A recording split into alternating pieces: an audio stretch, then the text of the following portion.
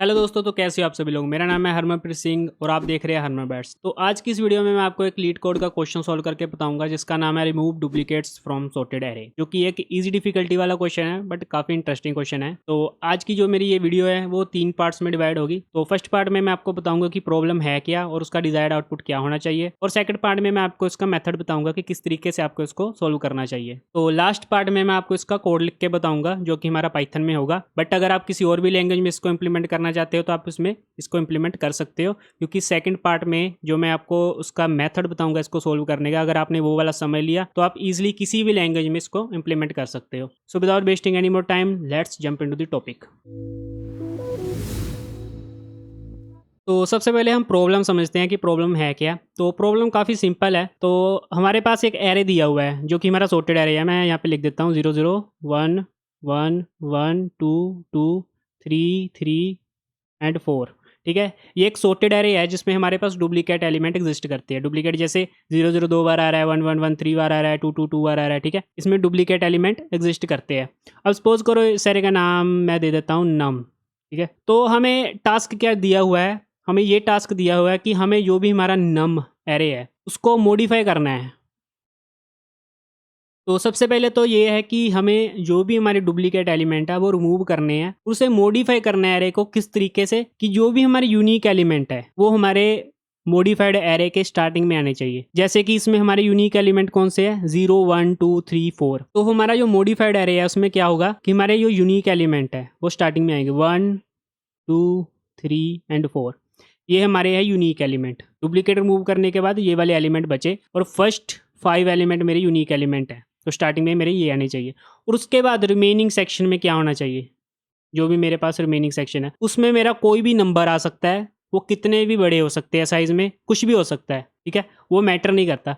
सिर्फ मैटर क्या करता है, ये मैटर करता है कि इस जगह पे मेरे जो है यूनिक एलिमेंट आने चाहिए। वो कितने एलिमेंट आने चाहिए, जितने इसमें एग्जिस्ट करते हैं। इसमें 5 यूनिक एलिमेंट एग्जिस्ट करते हैं तो इसमें 5 यूनिक एलिमेंट आ गए। उसके बाद जितने भी है वो मैटर नहीं करते, और हमें आउटपुट में रिटर्न करना है नंबर ऑफ यूनिक एलिमेंट्स। ठीक है, नंबर ऑफ यूनिक एलिमेंट्स। और इस केस में हमारे यूनिक एलिमेंट कितने हैं, 5। हमें ये रिटर्न करना है। और ये वाली जो कंडीशन है यहाँ पे लिखी भी हुई है कि हमें करना क्या है, हमें करना है change the array nums such that the first k elements of num, first k elements of num contain the unique elements in the order, कि जो भी हमारे यूनिक एलिमेंट है वो स्टार्टिंग में आने चाहिए। ठीक है, जैसे इसमें 5 थे तो 5 इसके स्टार्टिंग में आ गए।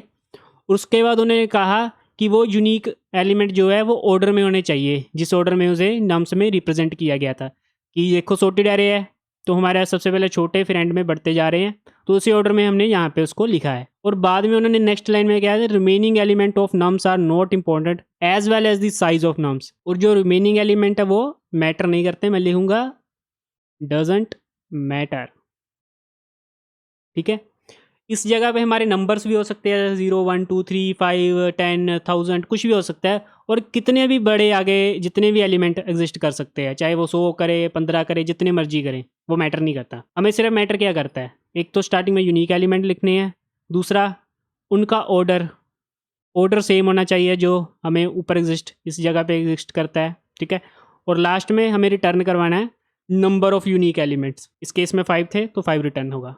ठीक है, तो ये हमारा टास्क है, ये हमें करना है। तो अब हम आगे बढ़ते हैं, नेक्स्ट सेक्शन में देखते हैं कि किस तरीके से हम इस प्रॉब्लम को सोल्व कर सकते हैं, क्या इसका हम मेथड यूज़ करेंगे। तो बढ़ते हैं फिर आगे। तो अब हम प्रॉब्लम का सोल्यूशन देखते हैं कि किस तरीके से हम इस प्रॉब्लम को सोल्व करेंगे। तो सबसे पहले तो मैं वही वाला एग्जांपल ले लेता हूँ, टेस्ट केस ले लेता हूँ जिसका यूज़ करके मैंने आपको प्रॉब्लम समझाई थी। तो वो मेरा एग्जाम्पल क्या था, वो था नम्स इक्वल टू 0 0 1 1 1 2 2 3 3 एंड 4। तो अब हमारा टास्क क्या था कि हमें स्टार्टिंग में 5 यूनिक मेरे जो एलिमेंट है वो आने चाहिए, जो कि है 0 1 2 3 एंड 4।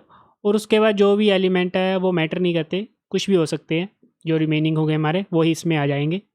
और फर्स्ट 5 जो हमारे वो यूनिक होने चाहिए। तो ऐसा करने के लिए सबसे पहले तो मुझे एक लूप चलानी पड़ेगी ये फाइंड करने के लिए कि हर यूनिक एलिमेंट कौन सा है, और उस एलिमेंट को फाइंड करके उसकी जो वैल्यू है मुझे स्टार्टिंग वाले 5 जो मेरे प्लेसेस है एरे के उसमें डालनी पड़ेगी, रखनी पड़ेगी। ठीक है, तो सबसे पहले यहाँ पे एक चीज़ है, हमारी लूप कितनी बार चलेगी। देखो जो हमारा फर्स्ट एलिमेंट है वो तो हमें हमेशा पता ही रहेगा कि फर्स्ट यूनिक एलिमेंट कौन सा है और उसकी इंडेक्स क्या है। ठीक है, जैसे इस केस में ये हमारा 0 इंडेक्स पे आ रहा है, तो इसके ऊपर देखो मैं एक इंडेक्स भी लिख देता हूँ।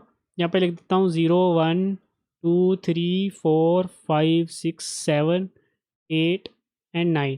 टोटल मेरे पास 10 एलिमेंट है। ठीक है, तो फर्स्ट यूनिक एलिमेंट की तो इंडेक्स मुझे पता है कि हमेशा 0 ही रहेगी और यूनिक एलिमेंट भी यही रहेगा, क्योंकि ये हमारा एक सॉर्टेड एरे है और इसकी जो वैल्यू है वो हमेशा छोटे से बड़े की तरफ जा रही है। तो छोटे वाले जो एलिमेंट है वो स्टार्टिंग में आएंगे और उसकी जो यूनिक एलिमेंट है उसकी जो इंडेक्स है वो हमेशा स्टार्टिंग वाले की 0 रहेगी। ठीक है, तो मेरी जो लूप है वो कितनी बार चलेगी, 1 से लेके लेंथ ऑफ जो भी मेरा एरे है वहाँ तक चलेगी, मीन कि इस एलिमेंट से लेके इस एलिमेंट तक चलेगी। अब मुझे पता लगाना है कि मेरा यूनिक एलिमेंट कौन से है, और जो रिमेनिंग वाले एलिमेंट है उसे मुझे कंसीडर नहीं करना है, मुझे सिर्फ यूनिक एलिमेंट फाइंड करके उसको स्टार्टिंग के जो 5 प्लेसेस है वहाँ पे रखना है। तो सबसे पहले तो मेरा यूनिक एलिमेंट ये है। ठीक है, ये मेरा यूनिक है और इसकी इंडेक्स क्या है, इसकी इंडेक्स 0 है। ठीक है, अब मुझे जो भी मेरा यूनिक एलिमेंट है उसको मेरी जो लूप के जितने भी एलिमेंट है उसके साथ कंपेयर करना है। जैसे अब मेरी लूप चल रही है सपोज करो, तो मेरे पास ये एलिमेंट आ रहा है, इस एलिमेंट को मैं इस एलिमेंट से कंपेयर करूंगा, दोनों सेम है, मतलब कि ये वाला एलिमेंट यूनिक नहीं है। फिलहाल मेरे पास यही यूनिक एलिमेंट है। उसके बाद मैं नेक्स्ट पे जाता हूँ, इस जगह पे आता हूँ, इस इंडेक्स पे देखता हूँ कि मेरे पास जो एलिमेंट है क्या वो इस एलिमेंट के साथ अगर कंपेयर करूंगा सेम है, नहीं वो यूनिक है। तो मैं क्या करूंगा कि मेरा जो वैल्यू है वो वाली वैल्यू इस जगह पे डाल दूंगा। ठीक है, देखिए अब इसकी जो वैल्यू है वो 1 हो जाएगी। ठीक है, अब देखो जैसे जहाँ पे मैंने 0 रख दिया पहले। ठीक है, उसके बाद मैंने क्या किया, मेरी जब लूप चल रही थी लूप के दौरान मैंने फाइंड किया कि ये वाला मेरा यूनिक एलिमेंट है। कैसे फाइंड किया, मैंने कंडीशन लगाई कि अगर ये दोनों जो भी मेरी इटरेशन के दौरान वैल्यू चल रही है और जो मेरी लास्ट यूनिक वैल्यू है अगर वो दोनों सेम नहीं है तो मैं क्या करूंगा, तो जो भी मेरी ये वाली वैल्यू है इटरेशन के दौरान उस वैल्यू को मैं पिछली यूनिक वैल्यू के साथ नेक्स्ट वाली जो इंडेक्स है उस जगह पे डाल दूंगा। तो मैंने यहाँ पे 1 डाल दिया, तो 1 डालने के बाद यहाँ पे 1 आ गया। ठीक है, और अब मेरा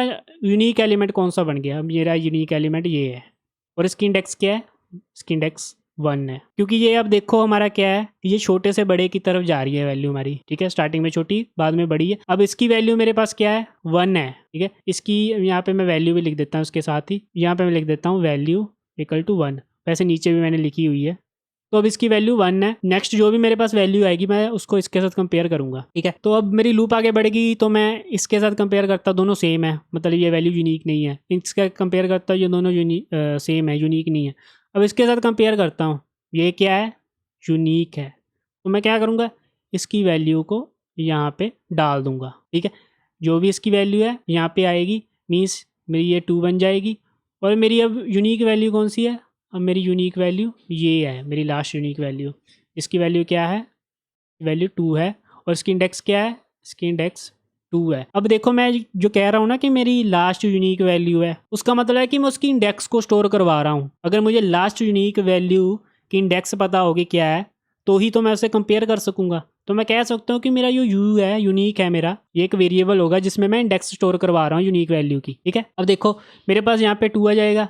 अब मैं 2 के साथ नेक्स्ट को कंपेयर करूँगा, दोनों सेम है। उसके बाद 3 को कंपेयर करूँगा, 3 मेरा यूनिक है, तो फिर से वही प्रोसेस चलेगा कि यहाँ पे आ जाएगा और मेरा 3 आ जाएगा। मेरी यू जो नेक्स्ट है यहाँ पे मेरा यू है। ठीक है, ये यूनिक बन जाएगा और इसकी वैल्यू क्या होगी, 3 होगी। ऐसा ही 4 के लिए होगा। अब देखो मेरे पास कितने यूनिक एलिमेंट आए। जब लास्ट तक मैं जाऊँगा, जैसे यहाँ तक मैं जाऊँगा, ठीक है, यहाँ तक जाऊँगा तो मेरा जो यूनिक है, मेरा जो यू है, उसकी इंडेक्स क्या होगी, वो 4 होगी। और मेरे टोटल नंबर ऑफ एलिमेंट क्या बने, जैसे मैंने 0 से स्टार्ट किया था तो मैं 4 तक पहुँचा, तो मेरे जो यूनिक एलिमेंट है वो कितने हो गए, 4 + 1, क्योंकि मैंने 0 से स्टार्ट किया था तो 5 हो गए। ठीक है, तो मेरे क्या हो गए कि मेरे ये वाले सारे एलिमेंट यहाँ पे आ गए, सीक्वेंस में ऑर्डर में आ गए। और जो मेरे रिमेनिंग वाले एलिमेंट है वो ऐसे कैसे रहेंगे, ऐसे लिख दूंगा मैं उसे, ऐसे 2 2 3 3 4 ऐसे रहेंगे। ये वाले मैटर करते हैं, ये मैंने बना दिए। तो अब क्या हुआ, मेरा प्रोसेस क्या बना, सबसे पहले मैंने क्या किया कि मैंने लूप चलाई, 4 आई इन रेंज। कहाँ से कहाँ तक चलाई, मैंने 1 से लेके लेंथ ऑफ नम्स तक चलाई। और उससे पहले मैंने क्या किया था कि मैंने एक यूनिक वेरिएबल लिया जिसमें मैंने इंडेक्स स्टोर करवाई अपने स्टार्टिंग वाले यूनिक एलिमेंट की। उसके बाद मैंने कंडीशन लगाई ये चेक करने के लिए, फाइंड करने के लिए कि जो भी मैं वैल्यू ट्रेड कर रहा हूँ क्या वो यूनिक है कि नहीं। ये पता करने के लिए कि मैं क्या करूँगा, जो भी मेरी लास्ट वाली यूनिक वैल्यू होगी, नाम्स ऑफ यूनिक, जैसे इस केस में मेरी फर्स्ट में 0 एंड यूनिक की वैल्यू, तो ये मेरी यूनिक वाली वैल्यू होगी।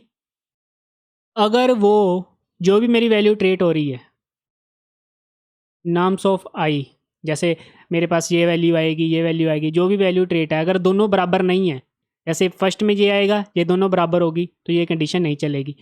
ये आएगा, ये और ये बराबर नहीं है, मतलब ये वाली यूनिक है, तो मैं क्या करूँगा कि मेरी जो भी यूनिक वैल्यू है, और देखो मेरी इंडेक्स क्या थी यूनिक की, 0 थी, बट मैं क्या चाहता हूँ कि मेरा इस जगह पे स्टोर हो, इसकी जो वैल्यू है इस जगह पे आ जाए, तो मैं इसकी वैल्यू को इंक्रीज़ कर दूंगा, तो मैं लिख दूंगा यूनिक प्लस इक्वल टू 1। तो मेरी यूनिक की जो वैल्यू है वो बढ़ गई, मतलब मेरी जो यूनिक इंडेक्स है वो बढ़ चुकी है।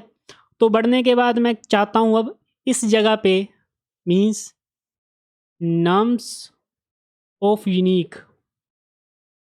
नम ऑफ यूनिक्स मतलब नम ऑफ 1, मतलब इस जगह पे इस इंडेक्स पे कौन सी वैल्यू आ जाए, ये वाली वैल्यू आ जाए मैं ट्रेड कर रहा था, नम्स ऑफ आई। और उसके बाद क्या हो, उसके बाद ये लूप चलती जाए सारे प्रोसेस के लिए, और आखिर में मेरा जब फंक्शन एंड होगा तो मैं रिटर्न क्या करवाऊँगा, मैं रिटर्न करवाऊँगा यूनिक +1, क्योंकि मैंने आपको कहा था कि जो मेरे यूनिक की वैल्यू है वो 0 से लेके 4 तक जा रही है, 0 से 4 मतलब 5 एलिमेंट। तो मेरे सारे टास्क फुलफिल हो गए, मैंने यूनिक एलिमेंट भी फाइंड कर लिया है, मैंने नंबर ऑफ़ एलिमेंट भी फाइंड कर लिया है, मेरा ऑर्डर भी सही है, और मेरे जो भी रिमेनिंग है वो मैटर नहीं करते, वो वैसे के वैसे ही है। तो सारा कुछ हो गया, तो मेरा बिल्कुल पास हो जाएगा। और अब मैं इसका आपको लीड कोड के ऊपर कोड भी लिख देता हूँ, हालांकि मैंने यहाँ पे कोड लिख दिया है, बट फिर भी एक छोटा सा टेस्ट केस है कि अगर मेरा जो नम्स है वो एम्प्टी आ जाए, मेरे पास एरे है जो मेरा, उसमें कोई वैल्यू ही ना हो, तो क्या रिटर्न होगा। अगर आपको पता है तो आप मुझे कमेंट सेक्शन में बताओ,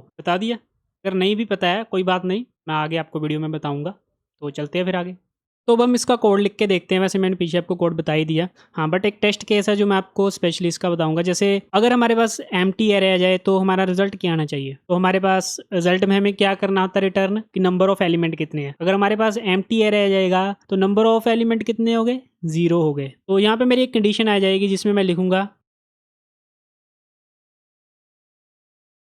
नोट नम्स का मीनिंग क्या है। इसका मीनिंग ये है कि अगर मेरा जो नम्स है उसमें कोई वैल्यू नहीं होगी तो मेरी कंडीशन ट्रू हो जाएगी। जैसे अगर मैं लिखता इफ नम्स, तो जो मेरी वैल्यू है वो क्या होती, फाल्स, बट मैं उसका ऑपोजिट चाहता हूँ, मैं चाहता हूँ फाल्स की जगह ट्रू आ जाए, तो मैंने लिख दिया नोट नम्स। ठीक है, ऐसा करने पे उसके बाद क्या होगा, मैं चाहूँगा कि मेरा रिटर्न क्या हो जाए, मेरा रिटर्न हो जाए 0।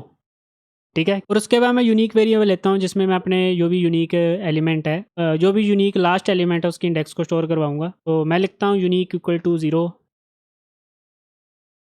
ठीक है, और मेरी लूप कितनी बार चलेगी, वो चलेगी मेरी 1 से लेके लेंथ ऑफ नम्स तक। तो मैं लिख दूंगा और आई इन रेंज कहाँ से कहाँ तक, 1 से लेके लेंथ ऑफ नम्स।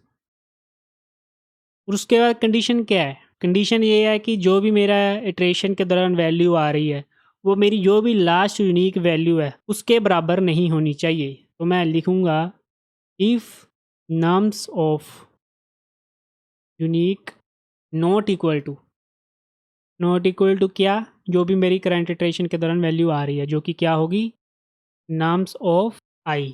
अगर बराबर नहीं है तो मैं क्या करूँगा, जो भी मेरी यूनिक वैल्यू आई है उसको मैं जो भी मेरी लास्ट यूनिक वैल्यू थी उसके साथ वाले प्लेस में डाल दूंगा। तो उससे पहले मुझे क्या करना पड़ेगा, मुझे यूनिक की जो इंडेक्स है वैल्यू है उसको इंक्रीज़ कराना पड़ेगा। तो मुझे यूनिक की वैल्यू को बाय 1 इंक्रीज़ कराना पड़ेगा। तो मैं लिख दूंगा यूनिक प्लस इक्वल टू 1। और उसके बाद जो भी मेरी नेक्स्ट इंडेक्स है मेरे पिछले यूनिक वैल्यू के, उसमें मैं क्या करूँगा, वैल्यू को डालूँगा। तो मैं लिखूँगा nums unique equal to nums of i. ठीक है, और उसके बाद जब मेरी सारी इटरेशन रन हो जाएगी, मेरे पास यूनिक की वैल्यू कितनी होगी, जितने भी नंबर ऑफ एलिमेंट हो गए, बट वो 0 से स्टार्ट हो रही थी, तो उसमें जो भी मेरे एलिमेंट है वो एक कम शो करेगा। तो मैं एक इंक्रीज़ करा के वैल्यू को रिटर्न करवाऊँगा। तो मैं लिखूँगा रिटर्न यूनिक +1। ठीक है, तो ये हमारा सिंपल सा कोड है, इसे मैं अभी रन करता हूँ। तो हाँ, मेरा कोड बिल्कुल सही से रन हो चुका है, तो मुझे रिज़ल्ट मिल रहा है और पहले भी मैं इसे सबमिट कर चुका हूँ, तो मुझे बार-बार सबमिट करने की ज़रूरत नहीं है। मुझे पता है कि ये बिल्कुल सही काम कर रहा है। तो आई होप कि आपको ये जो क्वेश्चन मैंने समझाया है, वो आपको समझ आ गया होगा और मेथड भी समझ आ गया होगा। अगर फिर भी आपको कोई डाउट है, तो मुझे कमेंट सेक्शन में बता देना। मैं वहाँ पे आपके कोई डाउट होगा तो वो सॉल्व कर दूँगा। और अगर आप कोई और भी टॉपिक पे वीडियो देखना चाहते हो, तो मुझे वो भी कमेंट सेक्शन में बता देना। कोई और क्वेश्चन देखना चाहते हो या कोई और भी ऐसा टॉपिक है पाइथन रिलेटेड या कुछ भी, तो मैं उस पे भी वीडियो बना सकता हूँ। मुझे कमेंट सेक्शन में बता देना। तो अगर वीडियो अच्छी लगी है तो चैनल को सब्सक्राइब कर देना, वीडियो को लाइक कर देना। और अगर आप मेरी और प्रॉब्लम सॉल्विंग वीडियोस को देखना चाहते हो, तो आपको स्क्रीन पर जो लेफ्ट वाली प्लेलिस्ट शो हो रही होगी, उस पर क्लिक कर देना। और अगर आप फैक्ट्री डिज़ाइन पैटर्न की वीडियो देखना चाहते हो कि किस तरीके से फैक्ट्री डिज़ाइन पैटर्न को आप पाइथन में इंप्लीमेंट कर सकते हो और वो क्या होता है, तो आप जो आपको राइट पे वीडियो शो हो रही है उस पर क्लिक कर देना। तो मिलते हैं फिर अगली वीडियो में, तब तक के लिए stay healthy, keep learning and thank you.